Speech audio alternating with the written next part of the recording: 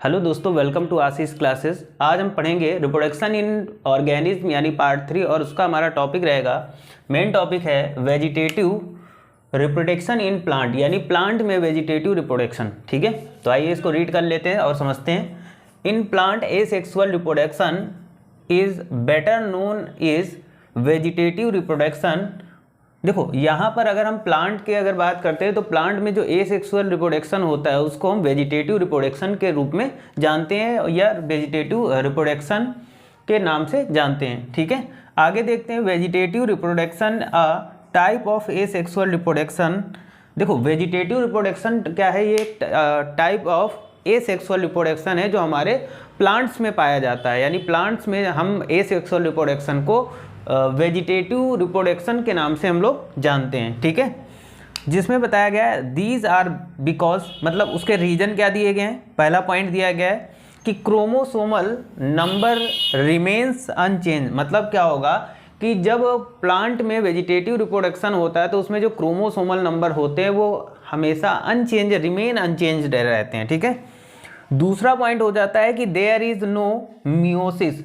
अब देखो यहाँ पर क्या होता है, अगर हम वेजिटेटिव रिप्रोडक्शन इन प्लांट की बात करते हैं तो प्लांट में क्या होता है, मियोसिस डिवीजन नहीं होता है। ठीक, क्यों? क्योंकि ये हमारा सेक्सुअल रिप्रोडक्शन में होता है। ठीक है, नंबर 3 की बात करते हैं, these are no formation of gamete. अब देखो जहाँ पर वेजिटेटिव रिप्रोडक्शन होगा वहाँ पर गैमीट फॉर्मेशन नहीं होगा। ठीक है, नेक्स्ट पॉइंट आ जाता है कि there is no fertilization. Fertilization यहाँ पर नहीं पाया जाता है। ठीक है, आगे चलते हैं natural methods of vegetative reproduction. Natural का मतलब होता है कि जो नेचुरली वेजिटेटिव रिप्रोडक्शन जब प्लांट्स में हो जाए। ठीक है, तो देखो यहाँ पर नेचुरली में क्या होता है कि in this type of reproduction a part of plant body get detached from the main body part and under suitable conditions gets developed a new plant. देखो नेचुरल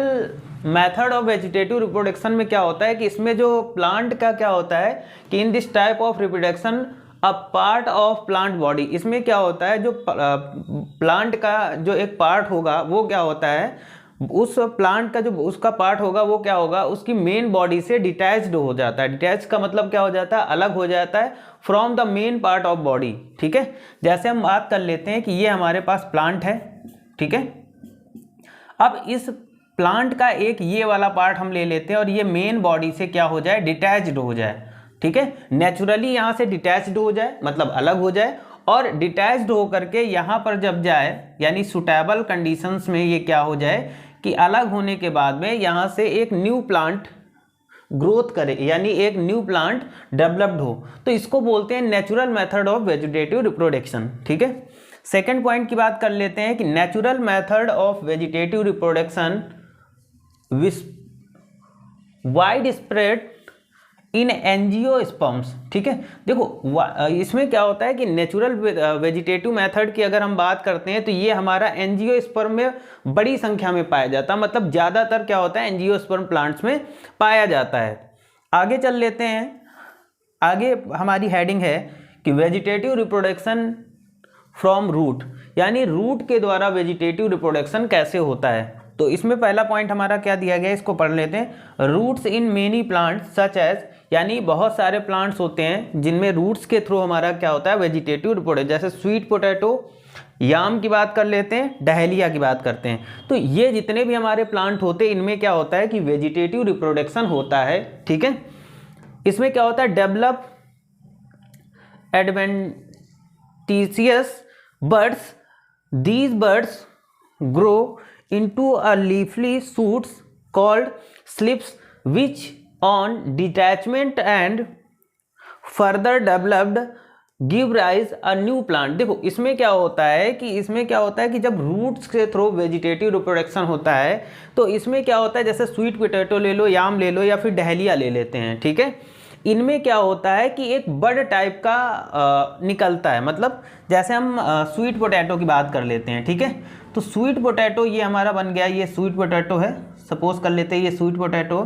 तो इनमें क्या होता है, एक बर्ड टाइप का ये निकलता है। ठीक है, यहाँ पर कैसा होता है, लीफी शूट्स होता है। ठीक है, ये जो लीफी सूट्स निकलता है यहाँ पर, छोटे छोटे जो लीफी सूट्स निकलते हैं उनको हम लोग क्या बोलते हैं, स्लिप्स बोलते हैं, ठीक है, क्या बोलते हैं, स्लिप्स।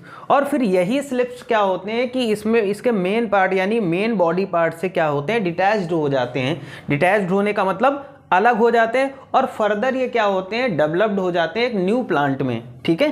तो ये था हमारा वेजिटेटिव रिप्रोडक्शन फ्रॉम रूट। अब आगे देखेंगे, आगे हम पढ़ेंगे vegetative reproduction from underground stem. Underground stem का मतलब होता है कि जब अंडरग्राउंड यानी जो अंदर मिट्टी के अंदर स्टेम होती है उनमें वेजिटेटिव रिप्रोडक्शन कैसे होता है। तो सबसे पहले हम राइजोम्स की बात कर लेते हैं, ठीक है। तो rhizomes are underground stem which store food material. देखो राइजोम क्या होती है, ये अंडरग्राउंड स्टेम होती है जो फूड मटेरियल को स्टोर करती हैं, है ना, प्लांट के लिए। They produce small birds which can give rise to new plant under favourable conditions. Example है हमारा जिंजर। देखो अगर हम राइजोम की बात करें तो ये क्या होते हैं कि ये अंडरग्राउंड स्टेम होते हैं, ठीक है। अंडरग्राउंड मतलब मिट्टी के अंदर स्टेम होते हैं। जैसे हम जिंजर की बात कर लेते हैं, जिंजर यानी अदरक की बात कर लेते हैं। तो अदरक में क्या होता है कि जो जड़ें होती, जो राइजोम्स होती है वो नीचे की ओर जाती है और नीचे की ओर इनमें क्या होता है कि कुछ बड्स निकल आते हैं। बड्स मतलब होता है कि इनमें कुछ उभार निकल आते हैं और फिर वही बड्स क्या होते हैं, फेवरेबल कंडीशंस में। फेवरेबल मतलब जब इनके फेवर में इनके अकॉर्डिंग कंडीशंस होती तो उस कंडीशन में उस बड से क्या होता है कि एक न्यू प्लांट्स बन जाता है, ठीक है। तो ये एग्जांपल हो गया हमारा वेजिटेटिव रिप्रोडक्शन फ्रॉम अंडरग्राउंड में। आगे हम कॉर्न की बात करें, कॉर्न में क्या होता है कि these are unbranch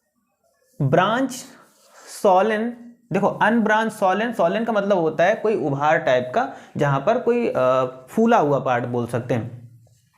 underground in stem which also bear many buds under favourable condition, buds grow from a new plants, ठीक है। जैसे इसका एग्जाम्पल होता है ग्लैडियोलस और क्रोकस, ठीक है। ग्लैडियोलस और क्रोकस प्लांट में क्या होता है कि ये भी हमारा क्या होता है कि ये भी अंडरग्राउंड वाटर अंडरग्राउंड में क्या करते हैं, यानी मिट्टी के अंदर क्या करते हैं कि ये इनमें कुछ बड्स टाइप के निकलते हैं और ये बड्स धीरे धीरे क्या होते हैं कि ये ग्रोथ करते हैं और ग्रोथ करने के बाद में इनमें क्या होता है कि जब फेवरेबल कंडीशंस हो जाती है तो ये मेन पार्ट से ये बड्स अलग हो जाते हैं और एक नए प्लांट्स को प्रोड्यूस करते हैं या नया प्लांट्स बनता है, ठीक है। आगे बल्ब की बात करें तो ये भी क्या होता है, it is a underground condensed suit, ठीक है। देखो ये अंडरग्राउंड और एक वर्ड आया कंडेंस्ड। कंडेंस्ड का मतलब होता है बहुत ही एक प्रकार का घना, पास पास जो चीजें कंडेंस्ड हो। Shoots it is also developed bud, जैसे ओनियन, गार्लिक में गार्लिक की बात कर लेते हैं या ओनियन की बात करते हैं तो ये रूट्स के अंदर क्या होता है, कंडेंस्ड सूट होते हैं इनमें, ठीक है। और फिर उन्हीं सूट्स से क्या होता है कि एक न्यू प्लांट्स डेवलप्ड होता है, ठीक है। आगे बात करते हैं ट्यूबर्स। तो ट्यूबर्स में हमारा एक तो आ जाता है पोटैटो, दूसरा आता है आर्टिचोक, ठीक है। पोटैटो और आर्टिचोक में क्या होते हैं, ट्यूबर्स होते हैं। ट्यूबर्स का मतलब आपने पोटैटो देखा होगा, तो जब भी पोटैटो को क्या करते हैं मिट्टी में लगाया जाता है तो उसमें क्या होता है कि कुछ बड्स टाइप का निकलते हैं, देखा होगा हर जगह से कुछ उभार टाइप का निकलते हैं और फिर उनसे क्या होता है कि एक नया प्लांट्स बन जाता है, एक नया पौधा बन जाता है और ये सब फेवरेबल कंडीशंस में होती हैं, ठीक है। तो ये हमारा रहा अंडरग्राउंड स्टेम, यानी अंडरग्राउंड स्टेम में हमारा वेजिटेटिव रिप्रोडक्शन कैसे होता है।